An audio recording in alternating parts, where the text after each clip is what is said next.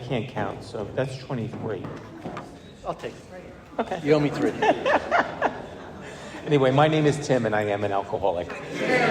And I want to congratulate all the celebrants tonight. My very first meeting ever in Alcoholics Anonymous was a celebration meeting, so they do mean a lot to me. But just very, very briefly, I've known Luke for a long time. I know I just said I had 2 years, but as things will have it, Luke and I met at the very end of 2003. I had a 6-hour car ride where I got to think of a lot of these things today. And so I thought to myself, we found ourselves friends, like close friends, but like you don't see each other a lot. And I wouldn't even say we called each other very much. But every time we saw each other, I did leave the country for a number of years, not because I was running from anything, I was actually sober. And then, you know, as things would have it, I was crawling on the floor in a London hotel room, and I just needed help. And that was 12 years ago, and I got in touch with Luke, who just told me what to do that day. And the only thing I can tell you is that you guys are so very lucky to have Luke and Michelle both here. They were part of my home group at home. We missed them tremendously, but Luke has meant more to me as a sponsor, but like as a friend, you know. And I'll end with this. You know, I went out and God helped me dial the phone. And when I tell you that God helped me dial the phone, God helped me dial the phone. And Luke on the other end, and I started to say blah, blah, blah, blah, and sorry. And Luke stopped me. And Luke said, Tim, you never have to say you're sorry to me. And that hit my heart so hard, meaning like it softened it. It made me feel like everything was going to be okay. And that's what Luke is to me. He is a fantastic man, a great person, and what an honor this is for me to give him that coin. Thank you, Luke.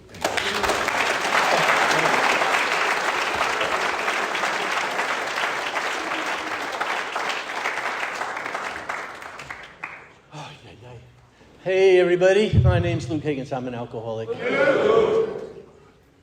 gotta love it. You gotta love a crowded room like this. Wow. God is good.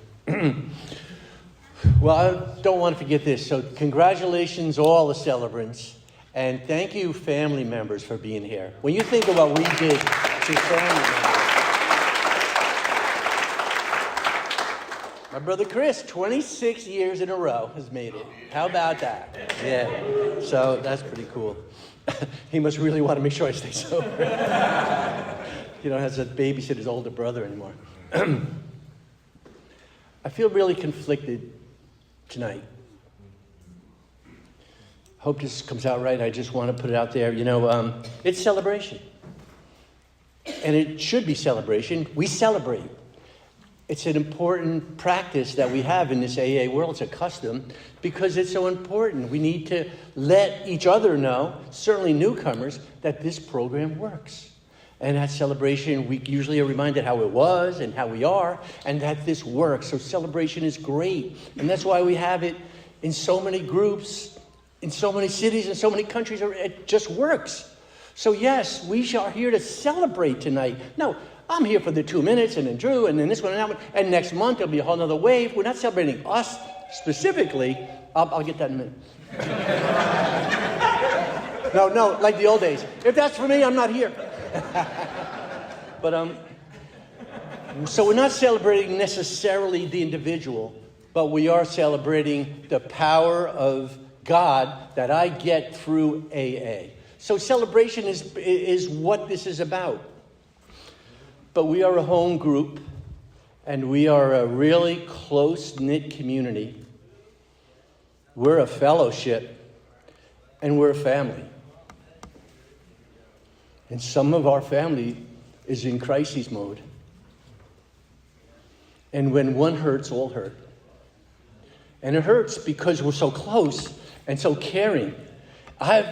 Michelle and I, we love that we have walked into a pocket of love and enthusiasm and sobriety that we just didn't know. It's not like this everywhere, folks. But because of that closeness, we hurt. So what do we do when that's the case? Do we celebrate? Well, in a way, yes, because that's really ultimately what it's about. But we've gone through a few things on our own, and I know this, in the big book, there's a line that says, we can match calamity with serenity.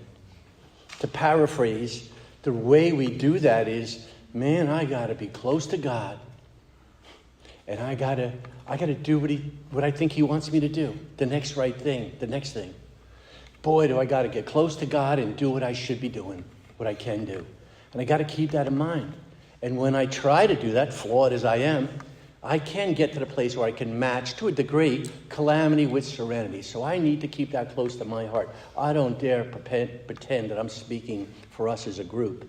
But let me just tell you, this is as close a knit group and family and fellowship as I've ever seen. And we rally, and we will support, and we love. And that's what I love about this group. So then, real fast so I always think this, I annoy people because I say to them, like Drew, so it was 7 years ago. Tell me it was like 7 years and 2 months ago. Because I think it's so important. Wow, what we were like and then what we are like now. That's the magic of tonight. And so I'd be hypocritical if I didn't say me. 26 years and 2 months ago, in a really fast way, man. Oh, my God. I was living in Atlantic City. I wasn't talking to my family. There weren't cell phones then. Every once in a while, I might buy a phone card to go down to the phone booth to call family. But most of the time, I spent my entire check that day, and I had nothing. And I would walk to soup kitchens. I had a one-room attic apartment in Atlantic City. And let me tell you how high those houses are. An attic apartment. I had to walk. It was like this. I could only walk down the center beam upright. Everything else was like this. I wasn't talking to family. I barely talked to my daughter. I didn't have any friends. Everything was small, and it was sad, and it was lonely, and it imploded on me. I just felt my world was caving in. That's as I was living. I'd already burned 3 career jobs and 2 marriages. That's the man that got into AA. And now I stand in front of you, not burning a 3rd marriage. As a matter of fact, flourishing. I love our relationship. I love my relationship with everyone here. Simply put, there's things, but I love my life. I mean, that's weird to say, but it's just so true. I love the life that I've got, and I only have it because I came in these rooms and you guys lifted me up. And now we are here to make sure we lift each other up. Thank you.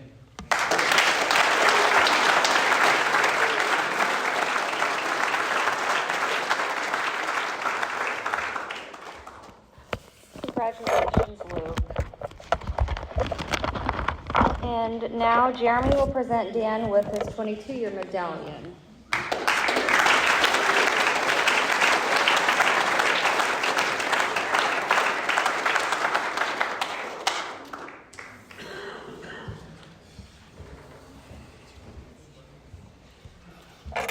Jeremy, I'm alcoholic.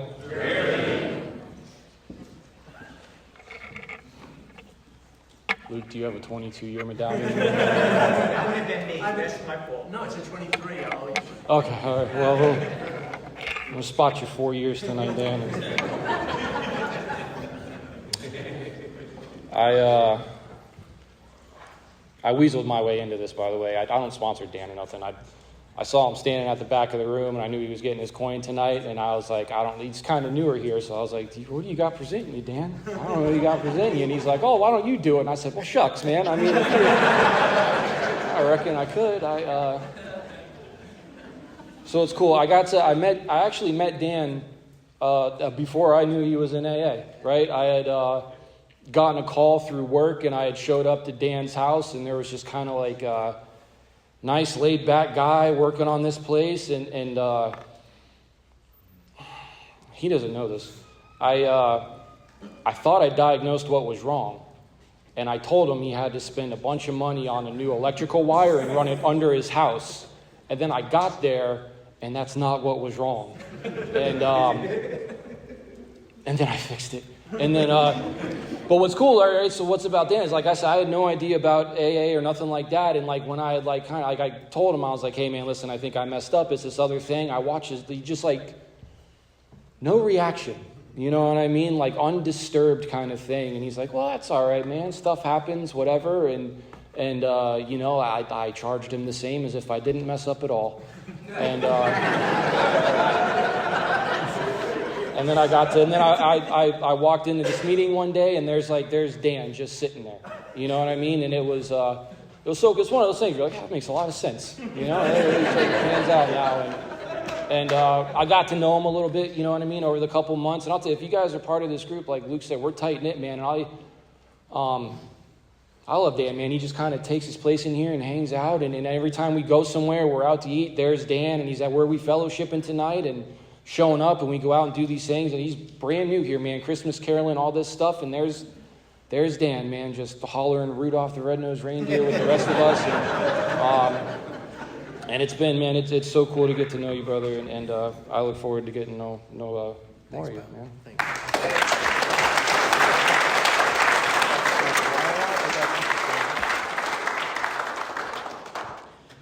Dan, I'm an alcoholic. I want to thank the group for the support. Congratulations to all the celebrants. I'm from up north, New York, Long Island. I celebrated with one group for 18 years in a row, year after year, balloons, flowers, the same group, year after year. And I've been down in Florida for about a year.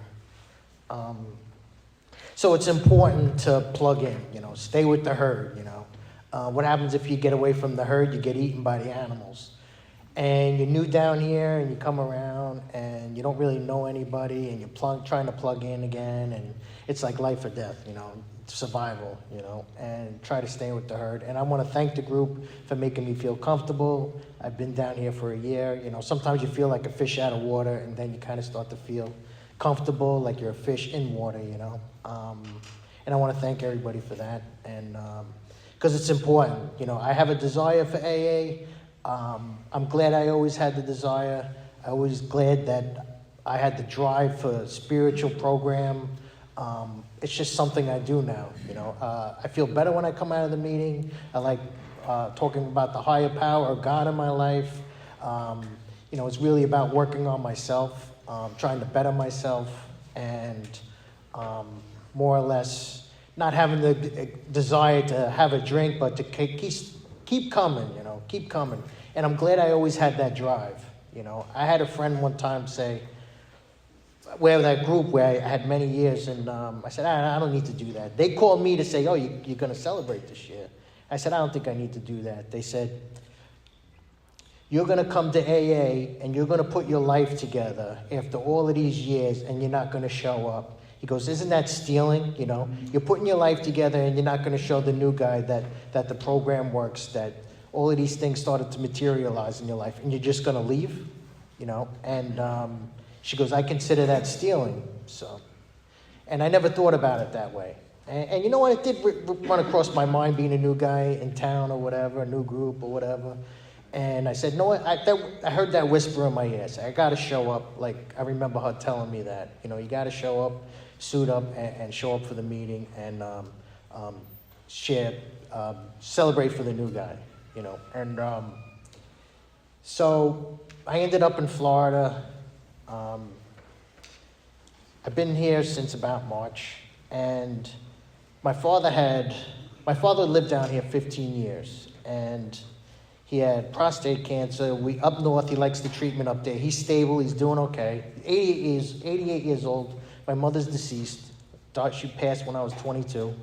And so his friends are down here, so he doesn't like the cold. I said, all right, your friends are down there, let's go down there. And between the storm and everything, I said, we'll fix up a few things. I'll fix up your friends' condos and stuff. He had some rentals. And I said, we'll spend the winter down there. You like it there. It's warm. And you could spend time with your friends. So anyway, with the housing and the fixing up, it was with FEMA or whatever, they're getting funding. So I said, let me see if I can get into the schools. And I did that a long time ago in New York City. I was in the schools, and of course, with the drinking, I messed that up. I had a good gig and all of that. It was after school basketball program, and with the drinking, I didn't do anything insubordinate. I just wouldn't show up because of the drinking. Monday wouldn't show up, just too much unmanageability. And I said, I'll try it down here. And I saw a place, like with Jeremy, he was the first one at the door. Found a place really somebody walked away with. I said, all right, I can make money off the flip if it doesn't work out here. And I'll try the schools. And if it doesn't work out, I'll just go back to New York. And I made money off the renovation. And one thing led to another, and everything started to snowball. And coaching football, I was coaching some lacrosse. I'm in the schools, and I found a place to live. And I started to network, and I'm plugging in. And sometimes I think, how did I get here? How am I in Florida right now? But it's all good, man. The winters are good. And I'm glad to be here, and I appreciate the support, and I want to congratulate all the celebrants once again, and thank you.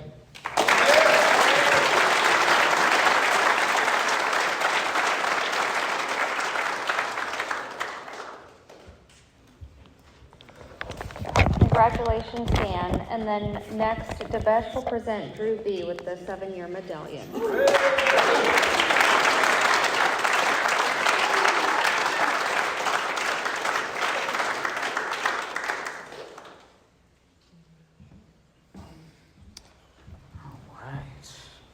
Hey y'all, my name is Debesh. I'm a recovered alcoholic.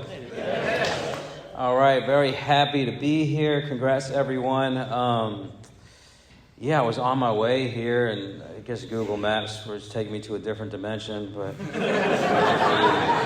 Drew called me, squared me up. I've been directionally challenged my whole life. That hasn't changed in sobriety, unfortunately. But Drew, man, I love this group, honestly. It reminds me of the group that I got sober in Lafayette, Louisiana. And y'all are awesome. And to that end, Drew came to me when he moved to St. Pete. This was about maybe a year and a half or so ago. And, it was a pretty cool experience, man. Maybe I'll share a little bit on that. I know something happened. I had to cancel, and I just went to the gym. Something told me just go to the gym. And Drew was there, and he called me later. He says, last night I was praying for, a new local sponsor, and I just saw you, man. And it was just like, bam, right? And it was interesting because I just felt so compelled. I was like, I got to go to the gym. I don't know, it's right. I think that's how God works sometimes if we're open to it. But when I met Drew and started working with him, he was probably the most properly 12-stepped sponsee I've ever had. So thanks, y'all. I mean, it's been incredibly light work for me. And based on his story, it probably was not for y'all. So thank you so much, man. And what we've been working on, right, is practicing these principles in all our affairs. And, it's a bit easier to surrender when you're brand new and, you're a wiry newcomer and you don't have anything. And I could surrender that life. It's not too difficult. But then you get this life that God gives you, right? And it's like, oh, man, it turns out I'm not too good at running that one either. And you could take this life too, God, right? And this second surrender. And, I watched this second surrender in Drew, and I'm just so honored to be here. This is one of my favorite parts of AA is to take part in this process. Congrats to you on 7 years, man.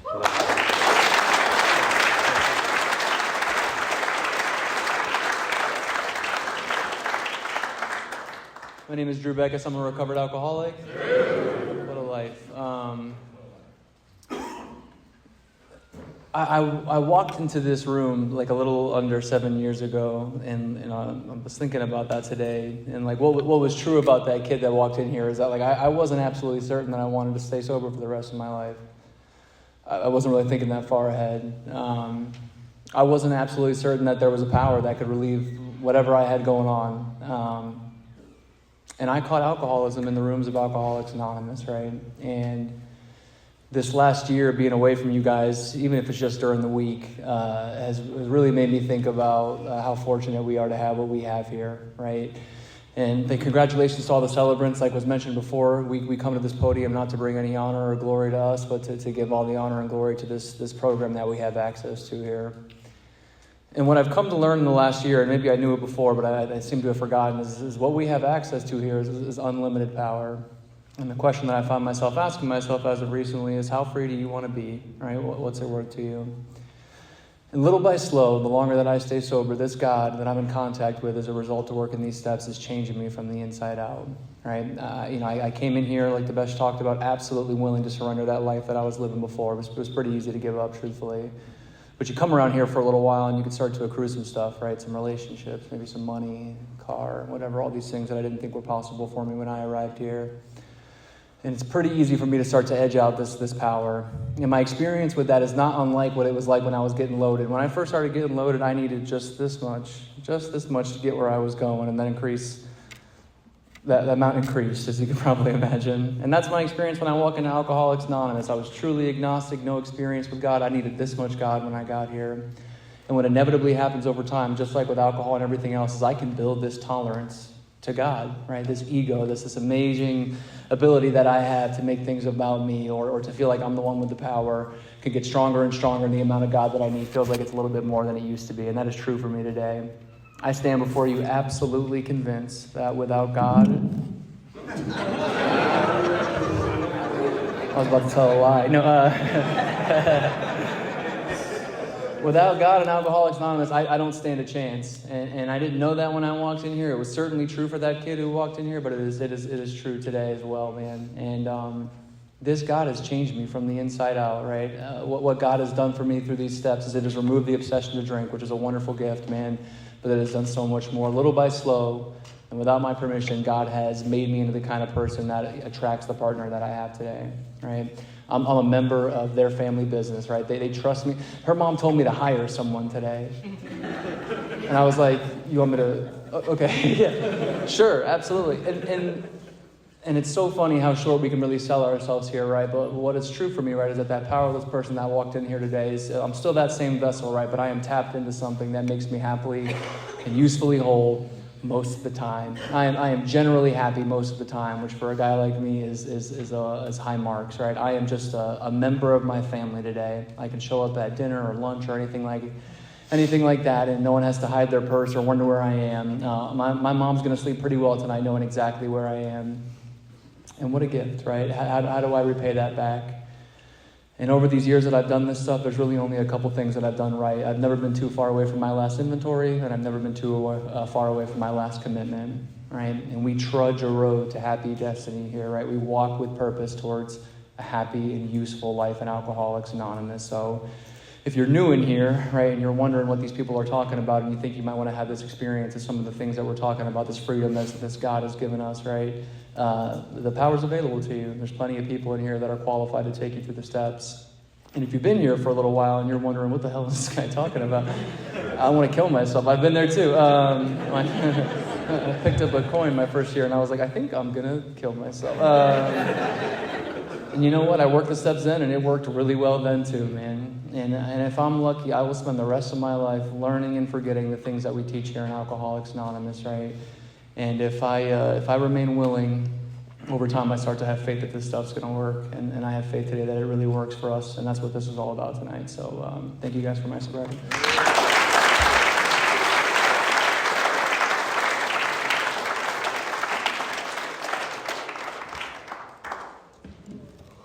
Congratulations, Drew. Okay. And next, Jeremy will present Billy with their 4-year medallion.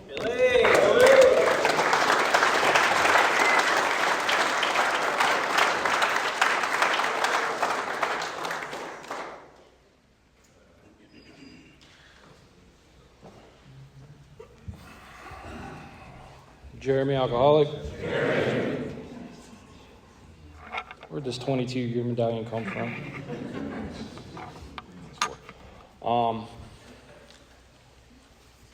Like these guys said too, this isn't about us. This is 100% about a power of God that works through this room. A power I didn't even believe in when I came in here, man. I'll tell you what, on some of my spiritually bad hair days, you know what I mean? I get a little wishy-washy in the brain, you know, but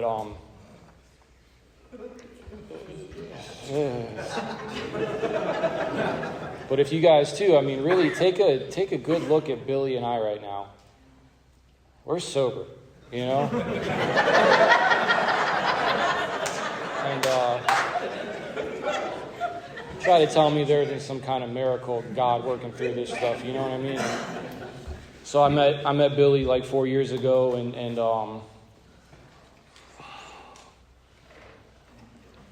I've really, man, over the years, I mean, we've really just become really good buddies in this deal. You know what I mean? And every once in a while, we kind of drift a little farther apart, and then we, come back together, and we're hanging out for a while. And I got to tell you something about this guy too. Is I really admire Billy for what he's able to do, like not just in AA, right, but for the way he lives his life outside of it, right? Drew and Drew, where you at, man? That's good job. And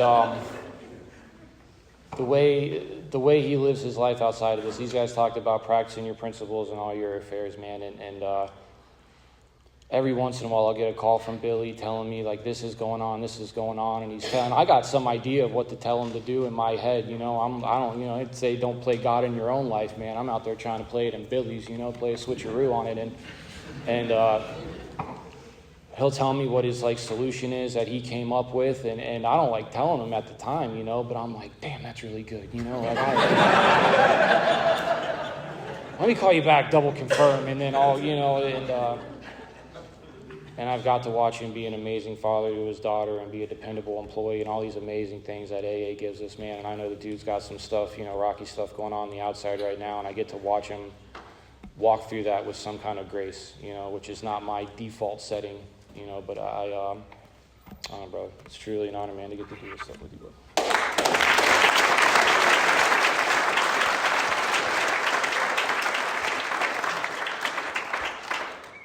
My name is Billy, and I'm an alcoholic. Yeah, man, I'm not going to get up here and tell you I'm like the most perfect example of what an AA should be or anything like that. But I will get up here and tell you I know how I got sober, and that was through God and Alcoholics Anonymous. I've been through some ups, a lot of ups and a lot of downs. Those were usually my reasons to go out, and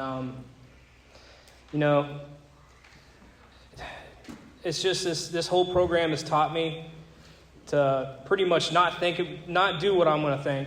I know Jeremy said that I came up with a lot of these things, but the way I come up with most of my solutions is calling other guys or listening to other people, because I know my own mind got me into this mess, and choosing not to follow my will and my way is the only way I got out of it.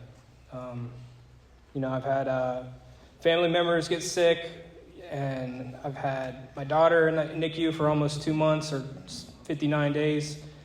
And one thing that I've held on to is I can't deal with this kind of stuff, but I know there's one person that can. It's not Jeremy, but it's God. And, as long as I keep my faith and my, and my mind on what's right and follow that good, orderly direction, and that's the only way I stayed here. So thank you very much for the right.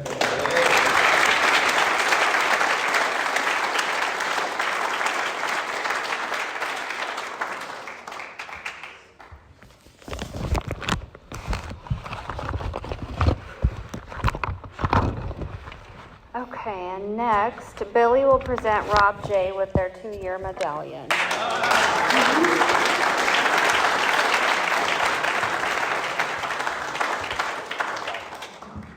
I'm Billy, I'm an alcoholic. Billy! Congratulations to everybody who already celebrated, anybody picking up chips. It's been said already, but I'll say it again, it's worth saying again. This really isn't about Rob or about me or about any of the celebrants, really. I view this deal, these coins, this whole celebration thing as like a symbol of hope to anyone new out here. That if guys like us can do this stuff, then you guys can't do that kind of deal. But anyways, so Rob's the first guy I've ever sponsored that I didn't get right away. Does that make sense? He was sponsored by somebody else, really well sponsored. The whole deal, all 12 steps, session relief, doing the deal, and I met him back then, and Rob was on fire for this deal. He was on fire, and I remember this. He calls me one night. It's like late, too. It's like late. It's like 11:30, 12 o'clock. And he's telling me, this is how I remember it. He probably didn't go like this, but I like to think it was like this. He said, I'm out here pacing my house, burning darts, flipping a coin. If it's heads, I'm drinking, you know. But it keeps coming tails, you know. And I'm like, oh, brother, you know. But we stayed on the phone all night. We talked about a lot of stuff. And the next night, get off work late, and Rob calls me and says, you want to meet me at Waffle House? It's like midnight again, and I'm starting to feel like this is super inconvenient. You know, but we meet at Waffle House. That's kind of like our spot now. But met at Waffle House. He asked me to sponsor him, and the things we started talking about immediately were like, what are you willing to do? You know, what are you willing to do in this deal?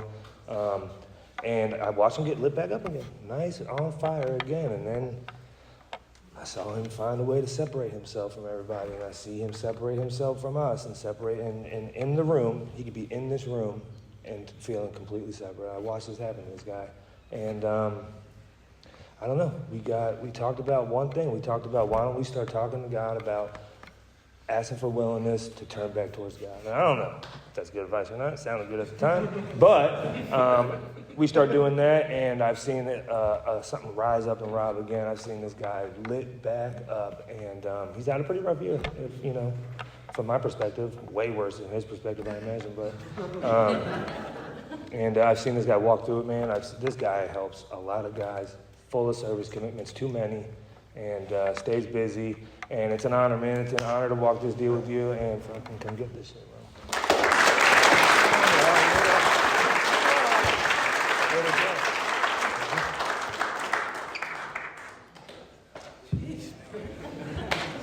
I'm Rob, and I'm an alcoholic. I'm going to tell him all that stuff. You know, perfection is not a part of my story. That's not going to be. Never am I going to be perfect in front of anybody. What matters is that I continue to try and show up and do what I'm directed to do. I've continued to try and do this my own way, and I've finally got to the bottom of that and realized that doesn't work. Right? Everybody else is doing it. You know, I can remember telling him that I didn't want to celebrate this month in my last little dry spell that I had going on. Because congratulating an alcoholic on his sober time is like praising a cowboy with hemorrhoids for staying off of his horse. Right?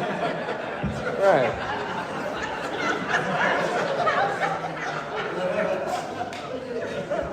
Right.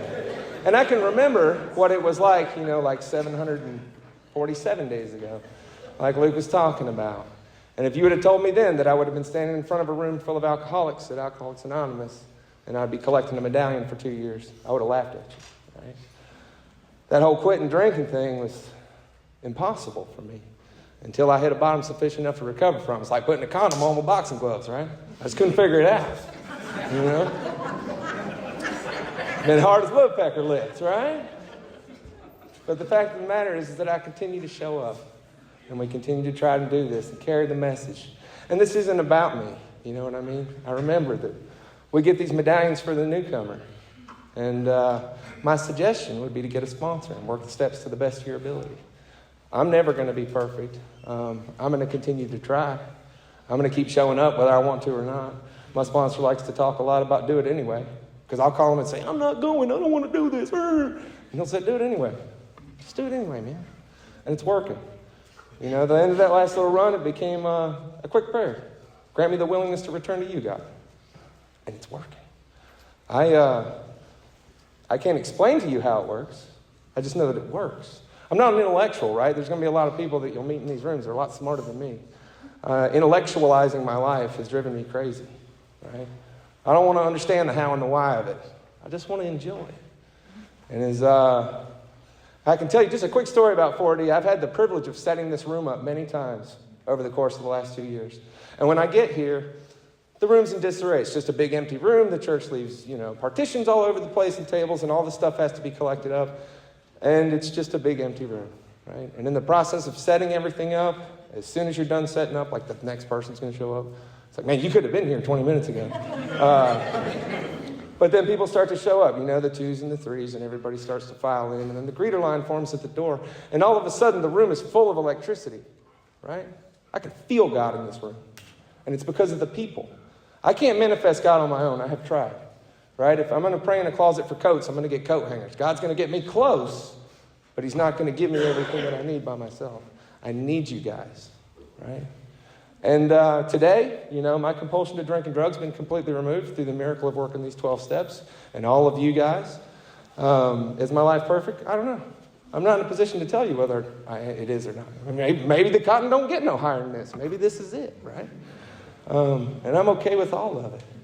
All right? Today is beautiful. And I'm so grateful for you guys, and I'm so grateful for God. And thank you for my sobriety.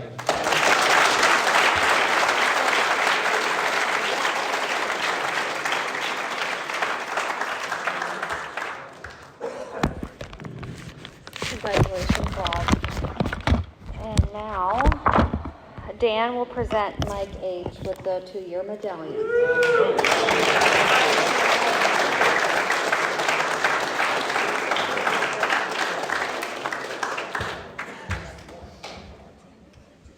Good evening, my name is Dan, I'm an alcoholic. Congratulations to everyone that celebrated tonight and to everyone that picked up a chip. Like my brother so eloquently put, this is not about myself or anybody else that came up here and celebrated. This is kind of just to let the newcomer know that there's a miracle, and it's called Alcoholics Anonymous. We've been fortunate enough to tap into that miracle, and it's available to anybody else as long as you're willing to follow a few simple rules. I met Mike, say a little over 2 years ago. He was new at a halfway house, and like most of the guys that are new in halfway houses, when I meet them, they always ask me for a job. And at the time, I didn't have room for a new guy, right? And every time I'd see him, he'd say, whenever you're ready, I'm willing to work, right? And something happened, man. Like the guy that was my foreman at the time, he gave me a 2 weeks notice, and he was actually at that same halfway house with Mike. And he got in my ear. He said, I think Mike's going to really work out. I'll train him, for these 2 weeks. And I said, why not? Let's give it a shot. And Mike came aboard. And Mike's background is like concrete. So every day he'd point out different houses that he poured the concrete on. And we're going to cut down a tree somewhere, right? So I'm thinking to myself, this isn't going to last long, right? And I can tell you guys, he is the most important person in my company today. He's my foreman. He awards me the opportunity to go get a haircut and a massage whenever I need so. He shows up, right? He shows up, and I don't think it has anything to do with me. I think it's a lot that he learned in Alcoholics Anonymous. I had the pleasure of sponsoring him. I'd say maybe 3 months after he worked for me. This is a great story. Everybody loves this. I asked him, I said, what step are you on? All right, who's your sponsor? Oh, Caleb's my sponsor. We're on step 6. I said, all right. Call Caleb on Bluetooth speaker. I said, Caleb, how far did you get in the book with Mike? So we're getting ready to start We Agnostics. All right, Caleb, I appreciate it, brother. I'll give you a call back. I told Mike we're gonna start going through the book. Right? We have the opportunity. We see each other every day. We have that time that we can sit down. We can really devote to this. Caleb's a busy guy. Mike lived in a halfway house, so he was busy, I guess. But we started going through this book. We started getting to this work every single day.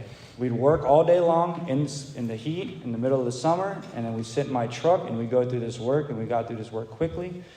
And over the last year, what I've been able to witness and happen in this man's life, he used to tell me that he was going to smoke weed whenever he got off of probation, right? He had a long road ahead of him in probation, and he was convinced, right? This is what I'm going to do. I'm not going to do all the hard stuff, but this I'm not giving up, right? And I had the opportunity to watch this man get off of drug court probation in the courtroom. Was able to watch this man sit next to his sister and his brother-in-law, watch his probation get terminated. All right. Later on that week, we got to go out. My wife and I got to take him and his wife out and his little son out to dinner, and I got to see how he shows up as a father and as a boyfriend today. And I'm pretty sure he doesn't smoke weed. So, Mike, it's been a pleasure. You know, I love you very much, man. I'm very glad we get to walk this journey together, brother.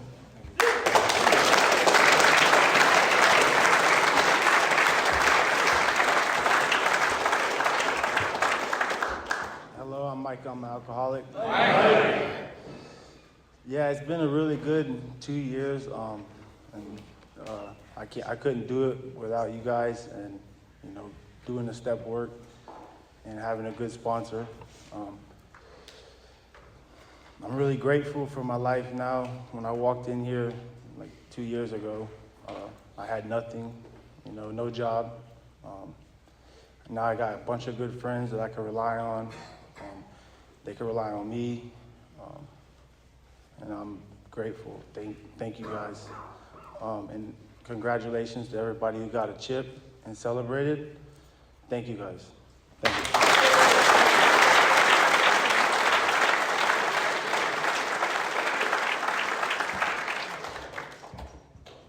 And I'm the youngest celebrity. So I get to present to you guys James.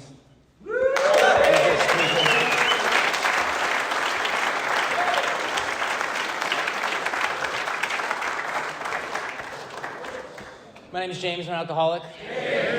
And my sobriety date is 12/22/17. And this is my home group. And so I might glance over, my wife's sitting over here, I might glance at her a lot and like verify facts with her as I share them. She's like our fact checker here tonight. I went through like first bit of my sobriety with like a cheating by a day. I had 12/21 written down until I was reminded that I came home that morning, the 21st. So I had to switch my day. But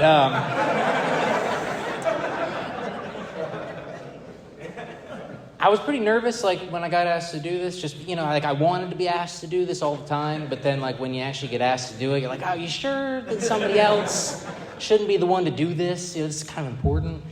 And I was sitting over there, and Mike was going, and I was looking at the time, and I was like, it's just like doing the 10-minute, you know? Like, those people get asked, like, 5 minutes before the meeting to do this. I mean, Mike asked me this morning, so, you know, I had plenty of more time.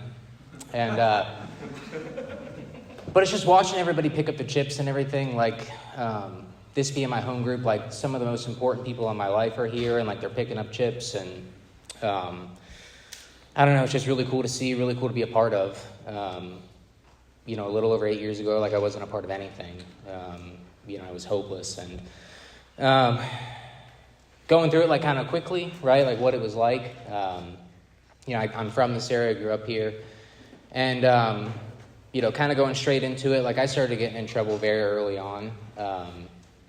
I drank, I did other things on top of that to kind of accelerate my drinking, and it landed me in trouble very, very quickly, you know, at like 13 years old, getting arrested. And, you know, at 15, I got sent away to my first place for 9 months. And so from like 13 to like 19, like I spent a couple years in places, you know, going and doing this stuff. And so what was always like a repeating pattern in my life is I would go away somewhere, you know, I would sober up, I would, you know, start eating regularly, I would start, you know, showering, bathing daily. And I built up this like false hope, right? Where like I finally figured that it was behind me now. I was going to pull my life together, and I was going to come out free. And I started to win back my family because I'm a good talker, you know. Like once I give me a little chance, just a little opening, and like I'll you know, find my way in. And but what happened, it was like a merry-go-round, right? Like I get out of these places, like I did good for maybe a couple weeks, maybe a few months, and then inevitably, like I couldn't really explain to you now what happened. But I would find myself doing the same things over and over again. And so that just repeated itself. You know, at 17, they were like, we're done charging you as a kid. You know, now you're an adult in our eyes. And, you know, it's a miracle.